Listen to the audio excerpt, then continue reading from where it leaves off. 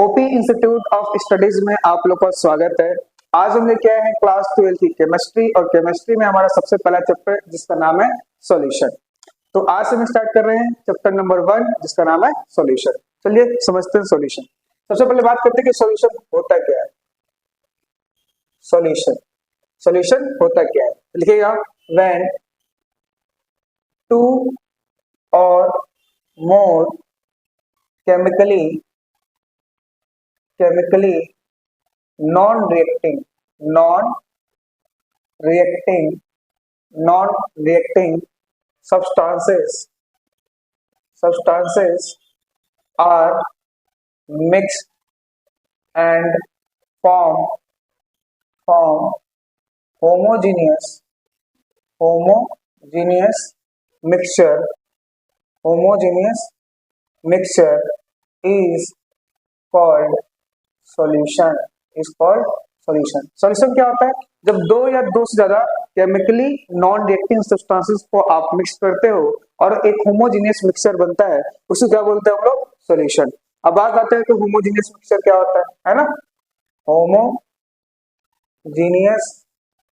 Mixture. तो homogeneous mixture क्या होता है? आपने पढ़ा हुआ बचपन में क्या कि होमोजेनियस मिक्सचर क्या होता है? Uniform composition. क्या होता है? Uniform composition throughout the solution throughout the solution क्या होता है? यूनिफॉर्म composition होता है। इसका मतलब क्या हुआ? इसका मतलब ये हुआ कि जैसे मान लो आप एक गिलास ले लिया। क्या ले लिया? गिलास। और इसमें आपने भर रखा है पानी। क्या भर रखा है? वाटर। क्या भर रखा है? वाटर।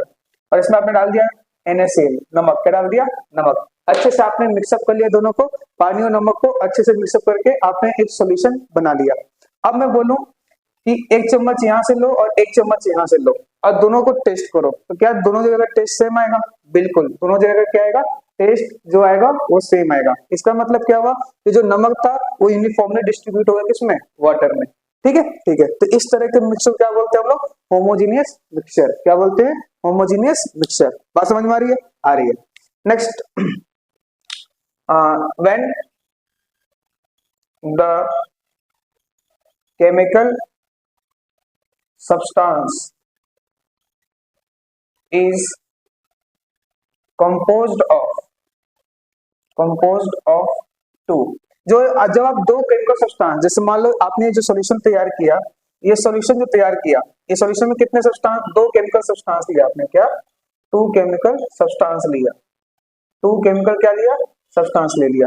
एक नमक लिया और एक पानी लिया। तो इस तरह के सॉल्यूशन को बोलते हैं बाइनरी सॉल्यूशन। ठीक है, ठीक है। तो एक टर्म आपने सीखा अभी, क्या? Binary solution. बाइनरी सॉल्यूशन क्या होता है? बाइनरी सॉल्यूशन मतलब जिसमें कितने हो? टू केमिकल सब्सटेंस हो। क्या हो? दो केमिकल सब्सटेंस हो। ठीक है, ठीक है। जैसे आपने एग्जांपल के तौर पे क्या ले लिया? वाटर प्लस में NaCl। ठीक है। वैसे अगर आपने तीन केमिकल सब्सटेंस लिया है, जैसे मान लीजिए आपने, उसको बोलेंगे टर्नरी सॉल्यूशन। क्या बोलेंगे? Ternary solution. क्या बोलेंगे भाई? Ternary solution. जैसे क्या हो गया इसके एग्जांपल? जैसे वाटर हो गया, NaCl हो गया और आपने लेमन ले लिया, है ना? इसमें आपने क्या किया?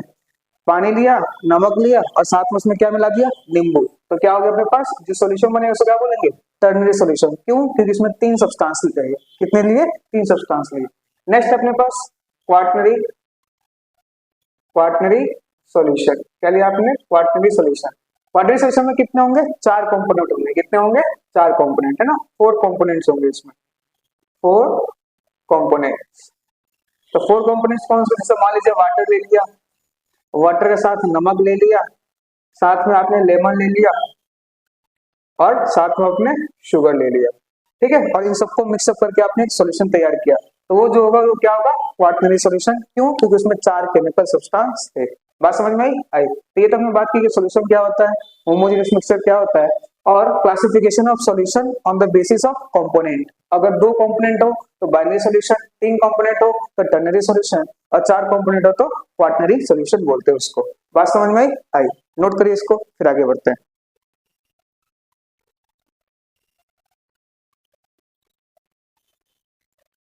कोई दिक्कत इसमें? कोई दिक्कत नहीं। आगे बढ़ते हैं। तो जो बेसिकली इस चैप्टर में पढ़ना है वो हमें पढ़ना है बाइनरी सॉल्यूशन के बारे में। इसके बारे में बाइनरी सॉल्यूशन, बाइनरी सॉल्यूशन के बारे में इस चैप्टर में पढ़ना है। बाइनरी सॉल्यूशन क्या होता है? जिसमें क्या होते हैं, टू कंपोनेंट्स होते हैं। क्या होते हैं? दो कंपोनेंट होंगे। ठीक है, ठीक है। जैसे आपने एग्जांपल लिया था, अभी लिया था कुछ देर पहले, या एक आपने गिलास ले लिया या बीकर ले लिया, इसमें भर रखा है पानी और इसमें डाल दिया आपने नमक, NaCl। ठीक है, ठीक है। तो एक कंपोनेंट को हम बोलेंगे सॉल्वेंट और एक कंपोनेंट को हम बोलेंगे सॉल्यूट। क्या बोलेंगे? सॉल्यूट। और जो सॉल्वेंट प्लस सॉल्यूट होगा, सॉल्वेंट प्लस सॉल्यूट, वो मिलके क्या बनाएगा? आपका सॉल्यूशन बनाएगा। क्या बनाएगा? सॉल्यूशन बनाएगा। बात समझ में आ रही है? आ रही है। ठीक है, ठीक है। और यहाँ पे कुछ नोटेशन आपको अभी से ध्यान रखना है। क्या ध्यान रखना है? कि सॉल्वेंट के लिए हम यूज करेंगे ए, कैपिटल ए, और सॉल्यूट के लिए यूज करेंगे हम बी। क्या? बी। कहने का मतलब क्या है? कभी लिखेंगे मोल्स, क्या लिखेंगे? मोल्स। तो कहीं लिखो Na, तो Na मतलब मोल्स को N से दिखाते हैं, और A मतलब सॉल्वेंट के मोल्स। और कहीं लिखो Nb, तो Nb का मतलब सॉल्यूट के मोल्स। ठीक है, ठीक है। कहीं लिखो मोल फ्रैक्शन, क्या लिखो? Mole fraction. क्या लिखो? Mole fraction. कहीं लिखो XA, XA मतलब मोल फ्रैक्शन ऑफ सॉल्वेंट। और कहीं लिखो XB, XB मतलब मोल फ्रैक्शन ऑफ सॉल्यूट। बात समझ में आ रही है? आ रही है। तो हम सॉल्वेंट के लिए A यूज करेंगे और सॉल्यूट के लिए हम क्या यूज करेंगे? B यूज करेंगे। कोई दिक्कत? कोई दिक्कत नहीं। बात समझ में आ रही है? आ रही है। अब नेक्स्ट अगला सवाल उठता है कि हमें कैसे पता चलेगा कि कौन सॉल्यूट है और कौन सॉल्वेंट है ना? ठीक है। तो बिल्कुल कैसे पता चलेगा? ध्यान दो। जैसे आपने क्या किया, आपने ले लिया आपने ले लिया वाटर। क्या ले लिया? वाटर। ठीक है। और प्लस आपने ले लिया सॉल्ट। क्या ले लिया? सॉल्ट। क्या ले लिया? सॉल्ट। दोनों को मिक्सअप किया और आपने एक क्या कर दिया? एक सॉल्यूशन बना लिया। क्या बना लिया? सॉल्यूशन बना लिया। मुझे ये बताओ, जो वाटर होता है वो कैसा होता है? लिक्विड। कैसा होता है? लिक्विड। जो सॉल्ट, जो नमक होता है आपका, वो कैसा होता है? सॉलिड। क्या बनता है? सॉलिड। और जो आपने सॉल्यूशन बनाया वो कैसा सॉल्यूशन बनेगा? लिक्विड। क्या बनेगा? लिक्विड, है ना? आपने वाटर लिया, सॉल्ट लिया, दोनों को मिक्सअप करके आपने सॉल्यूशन तैयार कर लिया। तो जो सॉल्यूशन बनेगा वो कैसा सॉल्यूशन बनेगा? लिक्विड सॉल्यूशन बनेगा। कैसा बनेगा? लिक्विड सॉल्यूशन बनेगा। अब जो जो स्टेट सॉल्यूशन की होती है वही स्टेट आपकी सॉल्वेंट की होगी। मतलब अगर आपका जो सॉल्यूशन, ये क्या बना आपका? सॉल्यूशन। जो फाइनल सॉल्यूशन वो कैसा है? लिक्विड स्टेट का है। तो इन दोनों में लिक्विड कौन है? वाटर है। तो इसका मतलब ये किस तरह काम करेगा? सॉल्वेंट की तरह काम करेगा, जबकि ये किसी तरह काम करेगा? सॉल्यूट की तरह काम करेगा। ठीक है, ठीक है। तो यहाँ से एक चीज हम निकाल सकते हैं, एक नोट लिख सकते हैं। नोट क्या? कि जब फिजिकल स्टेट डिफरेंट हो, क्या हो? देखो, ये लिक्विड है, ये सॉलिड है। तो जब फिजिकल स्टेट डिफरेंट होता है तो हम देखते हैं फाइनल सॉल्यूशन। फाइनल सॉल्यूशन की जो स्टेट होती है वही स्टेट किसकी होती है? सॉल्वेंट की। ठीक है, ठीक है। When physical state is different, when physical state is different, then final solution जो फाइनल सॉल्यूशन है, फाइनल सॉल्यूशन की जो स्टेट होती है will be same as solvent, same as solvent. ठीक है, ठीक है। कहने का मतलब समझ में आ रहा है? सिंपल भाषा में बोलूं तो आपकी जब फिजिकल स्टेट डिफरेंट होती है तो आप देखोगे फाइनल सॉल्यूशन। फाइनल सॉल्यूशन जिस स्टेट में होगा, फाइनल सॉल्यूशन किस स्टेट में था? लिक्विड स्टेट में। तो लिक्विड स्टेट वाला क्या कहलाएगा? सॉल्वेंट। और दूसरा कंपोनेंट क्या कहलाएगा? सॉल्यूट। क्या कहलाएगा? सॉल्यूट। बात समझ में आई? तो ये तो तब की बात है जब फिजिकल स्टेट क्या हो? डिफरेंट हो। क्या हो? डिफरेंट हो। अब जब फिजिकल स्टेट सेम हो जाए तब हम क्या करेंगे? तो देखो क्या करते हैं। अब जैसे मान लो आपने ले लिया 20 ml अल्कोहल, ले लिया। क्या ले लिया? अल्कोहल, है ना? और आपने इसमें ऐड कर दिया 100 ml वाटर। क्या? वाटर। और दोनों को मिला के आपने एक सॉल्यूशन तैयार कर लिया। क्या कर लिया? सॉल्यूशन। बताइए, जो सॉल्यूशन बनेगा वो कैसा बनेगा? लिक्विड बनेगा। कैसा बनेगा? लिक्विड। आपका अल्कोहल कैसा होता है? लिक्विड होता है। आपका वाटर भी कैसा होता है? लिक्विड होता है। कैसा होता है? लिक्विड होता है। तो यहाँ पे दोनों का फिजिकल स्टेट सेम है। क्या है? फिजिकल स्टेट सेम है। When physical state same, when physical state is same, then check amount, then check quantity, quantity, ठीक है। क्या चेक करते हैं? क्वांटिटी। जो लार्ज क्वांटिटी में होता है, लार्ज क्वांटिटी, जो लार्ज क्वांटिटी में होता है उसको बोलते हैं सॉल्वेंट, ठीक है। और जो लेस क्वांटिटी में होता है, लेस क्वांटिटी, उसको बोलते हैं सॉल्यूट। क्या बोलते हैं भाई? सॉल्यूट, ठीक है। तो जब फिजिकल स्टेट सेम हो जाए, दोनों को फिजिकल स्टेट क्या है? सेम, तो हम क्वांटिटी चेक करेंगे। जिसकी क्वांटिटी ज्यादा, जिसकी क्वांटिटी ज्यादा वो किसी तरह काम करेगा? सॉल्वेंट। तो वाटर किसी तरह काम करता है? सॉल्वेंट की तरह। जबकि एल्कोहल किसी तरह काम करता है? सॉल्यूट की तरह काम करेगा। कैसे करेगा? सॉल्यूट, क्योंकि 100 ml है, ये 20 ml है। बात समझ में आई? और आपको ये पता है, बचपन से पढ़ते आ रहे हो कि वाटर इज यूनिवर्सल सॉल्वेंट, है ना। वाटर क्या होता है? यूनिवर्सल सॉल्वेंट होता है। तो जब फिजिकल स्टेट डिफरेंट हो तो फाइनल सोल्यूशन देखोगे, फाइनल सोल्यूशन की जो स्टेट होगी वही स्टेट सॉल्वेंट की होगी।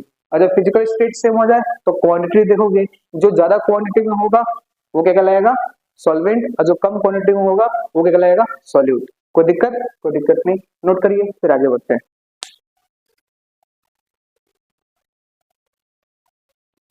बात समझ में आई? चलिए मिटा दो, मिटा दीजिए।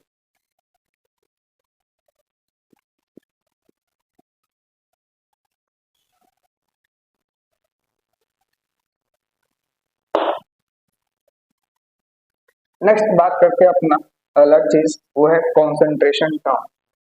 क्या है? Concentration term.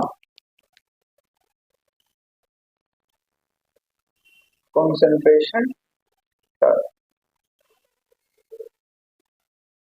कॉन्सेंट्रेशन टर्म में जो सबसे पहला टर्म आपको पढ़ना है वो है आपका मोलैरिटी। क्या है? मोलैरिटी। इसे कैसे दिखाएंगे? कैपिटल एम से। मोलैरिटी क्या होता है? मोलैरिटी नंबर ऑफ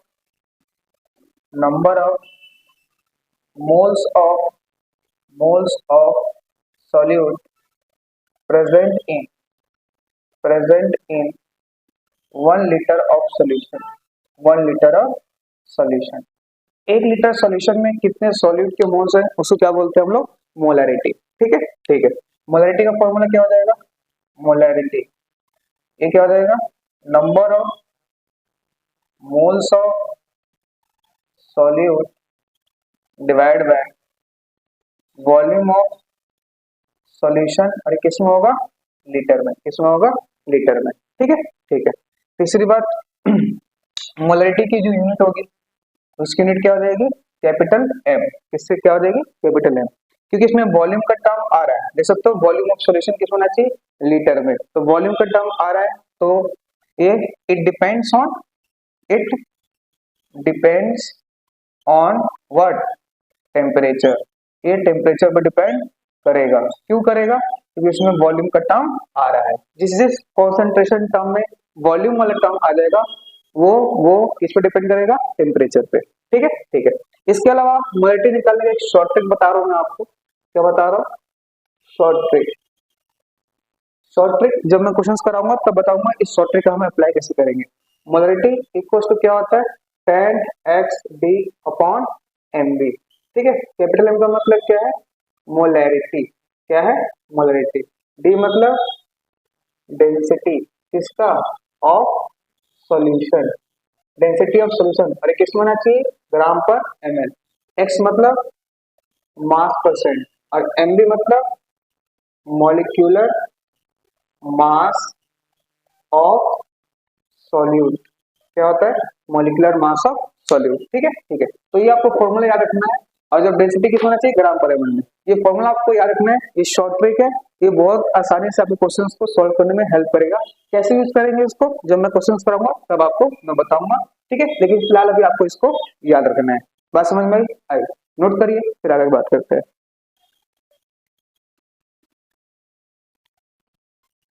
कर लिया नोट?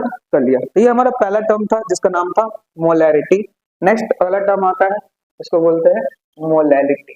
क्या? Molality.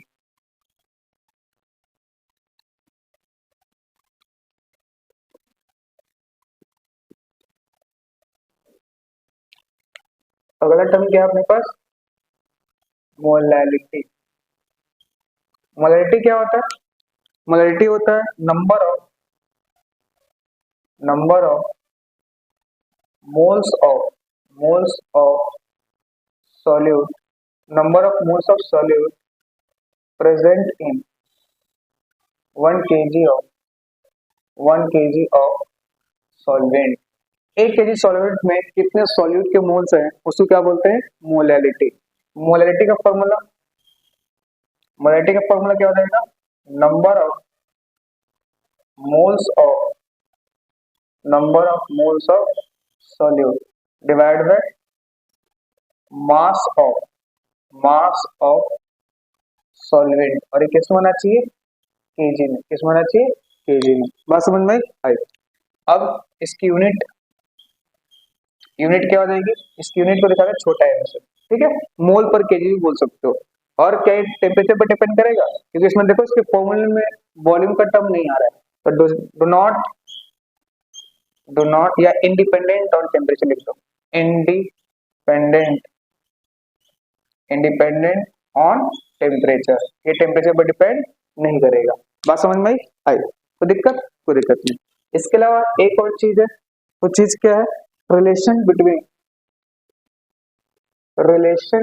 Between molarity and molality, ठीक है? मोलैरिटी और मोलैलिटी में क्या रिलेशन होता है, बहुत इंपॉर्टेंट है। ये डायरेक्ट इस पे बेस्ड या तो न्यूमेरिकल पूछ लेगा पेपर में आपसे, या डायरेक्ट रिलेशन पूछ लेगा। ये बताओ मोलैलिटी और मोलैलिटी में क्या रिलेशन होता है। आपको याद रखना चाहिए कि छोटा m इक्वल्स टू 1000 बड़ा M अपॉन 1000 D माइनस बड़ा M इंटू में MB। ये रिलेशन होता है मोलैरिटी और मोलैलिटी के बीच में। छोटा m क्या होता है? इसको बोलते हैं मोलैलिटी। बड़ा m क्या होता है? मोलैरिटी, ठीक है? बड़ा m क्या होता है? मोलैरिटी। D मतलब क्या होता है? डेंसिटी। किसकी? ऑफ सॉल्यूशन की। किसकी? सॉल्यूशन की। किसमें होना चाहिए? ग्राम पर ml या ग्राम पर cc, ठीक है? ग्राम पर ml में होना चाहिए या ग्राम पर cc में होना चाहिए। MB मतलब क्या है? Molecular mass of solute. Molecular mass of solute, याद है ना? बी किसके लिए यूज कर रहे थे? सॉल्यूट के लिए, है ना? बिल्कुल। तो ये तो हमने बात की कंसंट्रेशन टर्म में। पहला टर्म लिया मोलैरिटी, दूसरा टर्म लिया मोलैलिटी, और हमने तीसरी बात की कि इन दोनों में रिलेशन क्या होता है। ये रिलेशन बहुत इंपॉर्टेंट है, डायरेक्ट पूछ भी सकता है पेपर में, या इसके ऊपर बेस्ड न्यूमेरिकल भी पूछ सकता है, तो आपको याद होना चाहिए। नोट करिए इसको। कोई दिक्कत नहीं। तो चलिए आज के लेक्चर को हम ये समाप्त करते हैं। आज हमने 2 टर्म कवर किया, मोलैरिटी और मोलैलिटी, और इन दोनों में क्या रिलेशन होता है उसके ऊपर बात की। नेक्स्ट क्लास में अगला टर्म्स रहेंगे नॉर्मेलिटी और मोल फ्रैक्शन के ऊपर। नॉर्मेलिटी और मोल फ्रैक्शन, ठीक है? अगर वीडियो पसंद आए तो लाइक करो, शेयर करो, सब्सक्राइब करो। थैंक यू, मिलते हैं नेक्स्ट वीडियो में।